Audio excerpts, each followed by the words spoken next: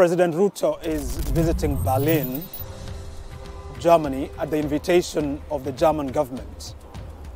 As you know, Germany is the biggest economy in Europe, and President Ruto is going to be meeting with Chancellor Scholz, who is like the Prime Minister of this country. He is also meeting the President of this country, President Steinmeier. President Ruto will also engage with business people, but more importantly, he's coming here as a keynote speaker at the Berlin Energy Conference. The Berlin Energy Conference is the largest global gathering of thought leaders, entrepreneurs, and business people in energy. And the whole conversation here will center on how we transition the world from dependence on fossil fuels in order to be able to deal with the challenge that is plaguing our nation and our continent, the challenge of global climate change. The President will then pivot to Brussels, the headquarters of the European Union, where he will be able to engage in conversations and negotiations around Kenya-Europe relationship, particularly the economic partnership agreement, and have a conversation around what is called the Global Gateway, which is this funding mechanism that the European Union has put together to support infrastructure development in Africa and in Kenya.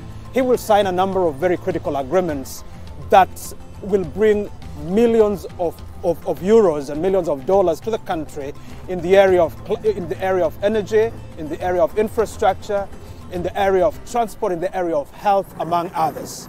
And so this is such an important trip. It comes at the very right time of his administration, and it also indicates how much appetite there is in Europe for the new leadership in Nairobi. Kenya's voice is considered critical on peace and security issues. There will be quite some conversation in Brussels and here in Berlin. There will be quite some conversation around Kenya's role in Eastern DRC, Kenya's role in Ethiopia, the situation in South Sudan, among other issues.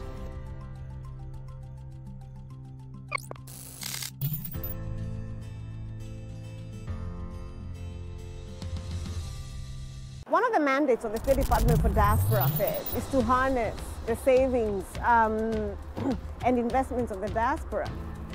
So what we have been doing then is working very closely with private actors back home, particularly banks and financial services institutions and real estate institutions, to think about how to structure diaspora investment. And so what we are telling the diaspora is, we're open for business. This is a good time to be investing back home, and not just because it's your patriotic duty to do so. We don't think so. We think you invest back home because it makes sense.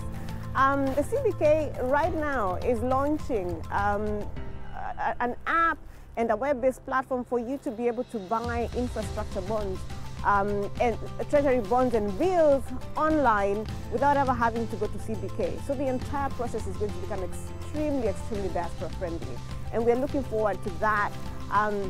Sort of improving diaspora's ability to get involved with the economy back home, to invest for good returns. And so we're thinking, and the plan really is to ensure that the remittances of the diaspora are no longer just for purposes of consumption back home, but they are remitting for purposes of investment back home. And so this is a big part of what we want to talk about during the meetings with the President here.